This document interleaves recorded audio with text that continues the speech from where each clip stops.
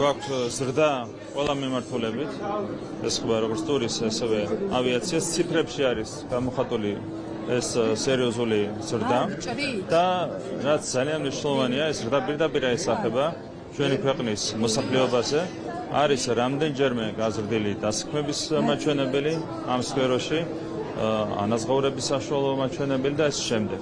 ეს ყველაფერი გარდა იმისა, რომ ხელს უწყობს ზოგადად ქვეყნის ეკონომიკურ წინსვლას, განვითარებას, პირდაპირ აისახება მოსახლეობის ცხოვრების დონეზე.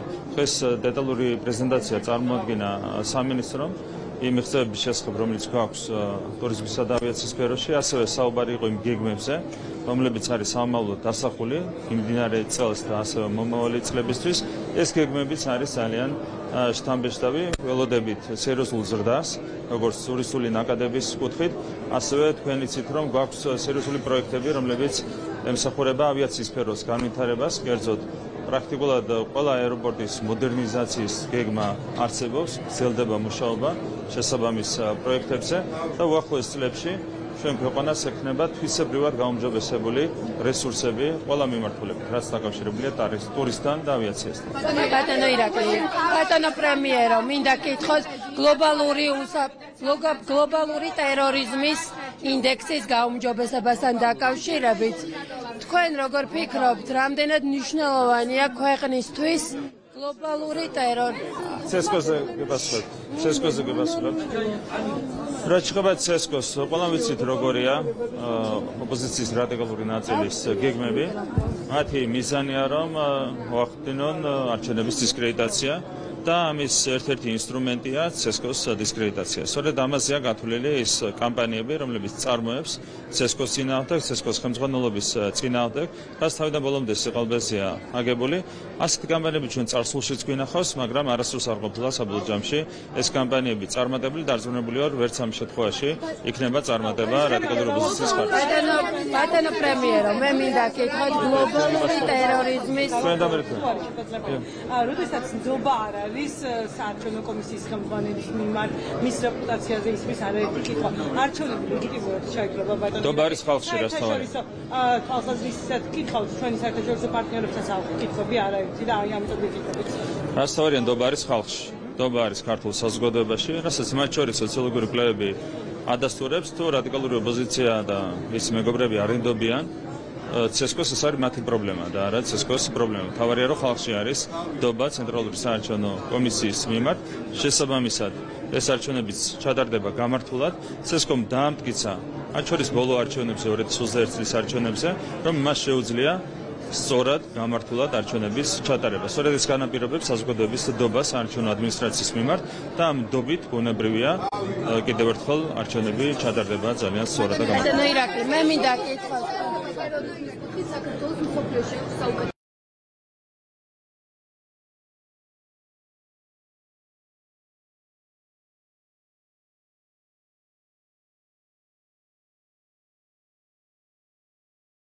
დასთან ერთად ასეთი რისკებიც მატულობს. რა თქმა უნდა, აქ არის მუდმივი ყურადღება საჭირო. კიდევ ერთხელ მადლობას გადავხდი სურა აზარაშვილს, იმიტომ რომ მან ძალიან ბევრი ნაბიჯი გადადგა იმისათვის, რომ არასწორი მიმართულებით არ განვითარებულიყო ჯანდაცვის სექტორი ჩვენს ქვეყანაში. რა თქმა უნდა, ყურადღება მომავალშიც არის საჭირო და შესაბამისად ასეთ ყურადღებით გავაგრძელებთ ბუნებრივი მუშაობა. ბიზნეს გუბერნატორის მოთხოვნა სხვა არასდროს აპარატული თანამდებობაზე. არ გახსენებთ და მათ შორის რომ ეს ერთიანი პირი არ იყო ის, რაზეც მუშაობდეს, იყო თუ არა ერთგვარად დადანაშაულებაც. მე კიდევ ერთხელ ნახეთ, არის რაღაც სპეკულაციური კითხვები, მაგრამ ამაში არ მინდა შევიდი. კიდევ ერთხელ გამიმერებ, რას თქვი. სურა აზარაშვილმა ძალიან ბევრი მნიშვნელოვანი საქმე გააკეთა, მათ შორის მიმართულებით, რაზეც მან გაამახვილა ყურადღება, იყო გარკვეული ხარვეზები კომუნიკაციაში, თუმცა ეს ხარვეზები იყო არსებითი, თავისი შინაარსით. აქედან გამომდინარე იქნა ჩემს მიერ მიღებული გადაწყვეტილება, რომელიც იქნა მიღებული, თუმცა რა თქმა უნდა, ეს გადაწყვეტილება ვერავითარ შემთხვევაში ვერ დაუკარგავს სურა აზარაშვილს იმ დამსახურებას, რომელიც მას აქვს თავისი რამდენიმე წლიანი საქმიანობით ჯანდაცვის მინისტრის პოსტზე.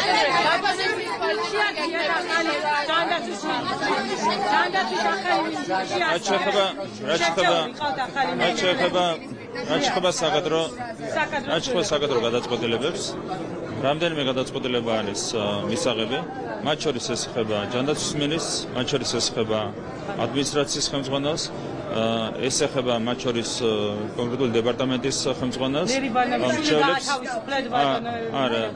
არა, ის ინიშნება მაღალ თანამდებობაზე.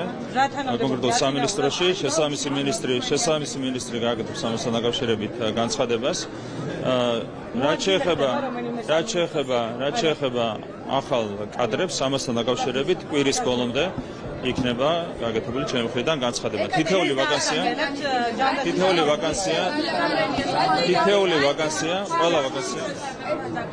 ყველა ვაკანსია შევისება კვირის ბოლომდე.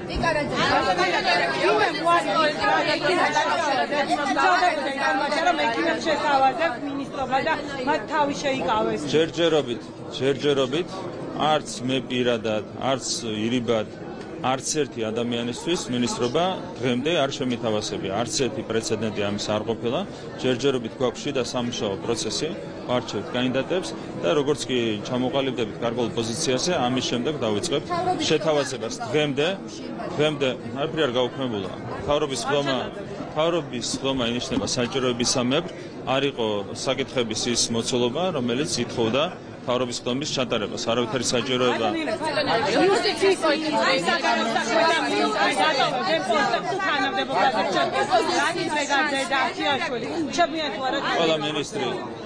ყველა მინისტრი მუშაობს ეფექტიანად და შესაბამისად ისინი გააგრძელებენ ეფექტიანად მუშაობას.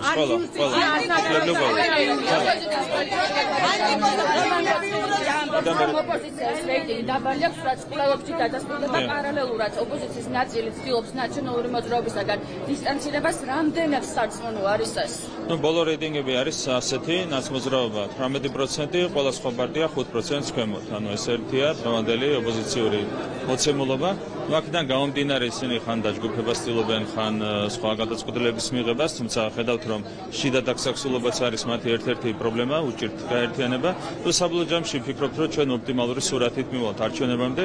იდეალური იქნება, თუ ნაცმოძრაობის ვერცერთი სატელიტი ვერ გადალახავს საარჩევნო ბარიერს, ჩვენ გვინდა საკონსტიტუციო უმრავლესობის მიღება, რაც ნიშნავს იმას, რომ ქართულმა ოცნებამ უნდა მიიღოს ნაცმოძრაობაზე სამჯერ მეტი ხმა. ეს არის ჩვენი ამოცანა, ეს არის აბსოლუტურად რეალისტური ამოცანა. დღევანდელი მონაცემები არის ზუსტად ასეთი, ჩვენ გვაქვს 60%-მდე ნაცმოძრაობას 18%, რაც ნიშნავს იმას, რომ დღევანდელი მოცემულობით ჩვენ ვიღებთ საკონსტიტუციო უმრავლესობას. ჩვენი ამოცანა შევინარჩუნოთ და კიდევ უფრო გავზარდოთ ის ხარდაჭერა, რომელიც გვაქვს საზოგადოების.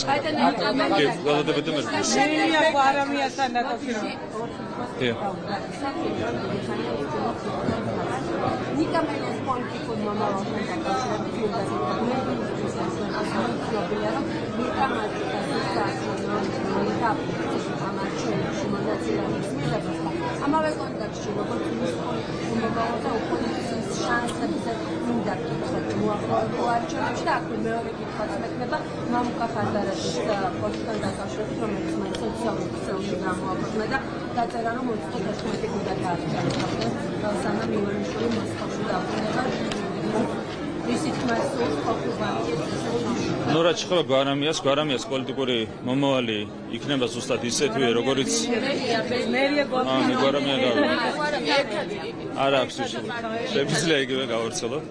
გვარამია მელია, მათი პოლიტიკური მომავალი იქნება ზუსტად ისეთვე, როგორც იყო მათი პოლიტიკური წარსული, ანუ ბნელი და მძიმე. ასეთი იყო გვარამიას, მელიას, ხაზარაძის პოლიტიკური წარსული. თქვენ გახსოვთ, რეებს აკეთებდნენ ეს ადამიანები 2012 წლამდე და შემდეგაც მელიასზე მახსენდება მაგალითად მის მიერ ქართულ ბანკის გაკოტრება. ეს არის კრიმინალი, რომელიც მან ჩაიდინა 2012 წლამდე. გვარამიასზე მახსენდება იმედში შევარდნა ამის გაправება, ხო? ედიის თავისუფლების შეზღუდვა, ადამიანების უფლებების ხელყოფა, დეიშვილის მოადგილეობა. ეს არის ის სიბნელე, რომელსაც ჩვენ რა თქმა უნდა ვერ დავაბრუნებთ და ამას პირველ რიგში ქართული საზოგადოება არ დააბრუნებს. ხაზარაძეზე მახსენდება ბიზნესის რეგეთში მონაწილეობა, ელიტ ელექტრონიკის საქმე, მაგნატის საქმე და ეს შემდეგ, ხო? ეს რეგეთი და სიბნელი რა თქმა უნდა საქართველოში ვერ დაბრუნდება, ამას ხალხი არ დააბრუნებს.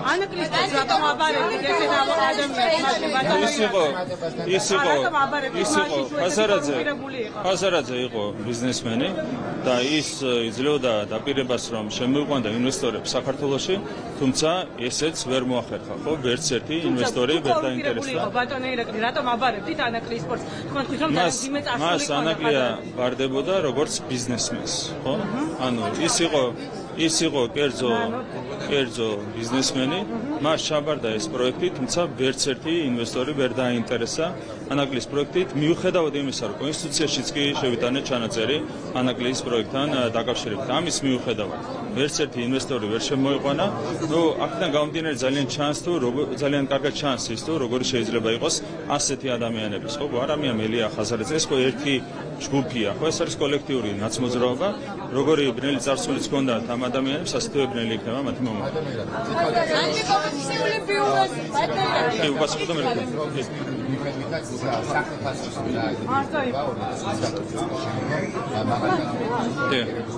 ოპოზიცია ამას საუბრობს, ესე ვთქვათ, გამოსწორებას შეეცო თქვენი პოზიცია როგორია ამაზე აქ მოსალოდნელი იყო, რა თქმა უნდა, სპეკულაციები. აქ ერთი რამე არის მთავარი.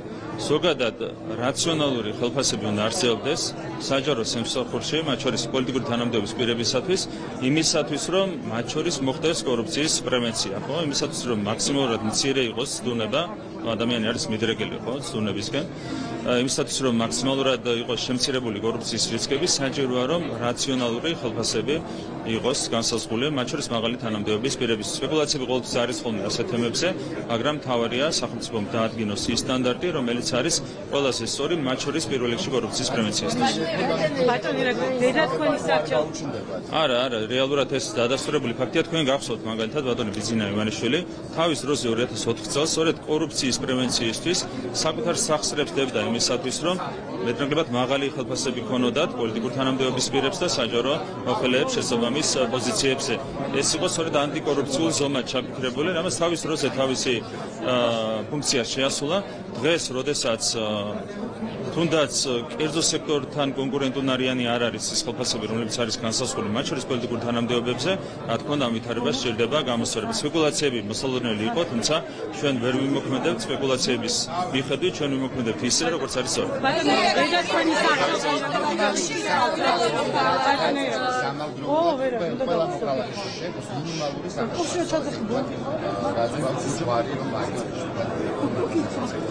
ამას არსებობდა მსჯელობა რეალურად კერძო სექტორში ხელფასები იზრდება ეკონომიკური ზრდის კვალად და მათ შორის საჯარო სექტორში ხელფასების ზრდამაც ხელი შეუწყო კერძო სექტორში ხელფასების ზრდას. მთავარი არის ეკონომიკური ზრდა. თუ იქნება ეკონომიკური ზრდა, კერძო სექტორშიც გაიზრდება სერიოზულად ხელფასები. ეს არის მთავარი და უმთავრესი მექანიზმი. და ანტიკორუფციული ბიუროს შესახებ ცვლილებები განხორციელდეს კანონში, რაც გულისხმობს ეს ჩანაწერი და რამდენად ექნება ცვლილებას მთავრობის. აქ არის იცით წარმოადგენელი ვენეციის კომისიის რეკომენდაციები, სხვადასხვა მიმართულებით ძირითადად საქმე ეხება ინსტიტუციურ საკითხებს და არსებითად მოქმედებ ჩვენ სწორედ ვენეციის კომისიის რეკომენდაციების შესაბამისად ინსტიტუციური კუთხით მოწესრიგდება გარკვეული საკითხები. ჟურნალისტები გაჩვენდა ისეობა არის, დედაქალაქის არჩეული საავტომობილო სასამართლოს ძალაში დატოვა სახალხო სასამართლოს მიერ გადაწყვეტილება პირველ თქვენ რო არ დაგებრალებინათ სრული, ასე ვთქვათ, სიცრუე, ამ შემთხვევაში არ მოგიწევდათ სასამართლოში სიარული. თქვენ გადაწყვეტეთ, თქვენ არა, სიცრუის გაჩვენების სტოლობა არის ეს. რომ არ მოგეთხოვათ, არ მოგიწევდათ სასამართლოში სიარული. მოითხოვეთ, ამდენ გიწევთ სასამართლოში. მინდა დავაწყო.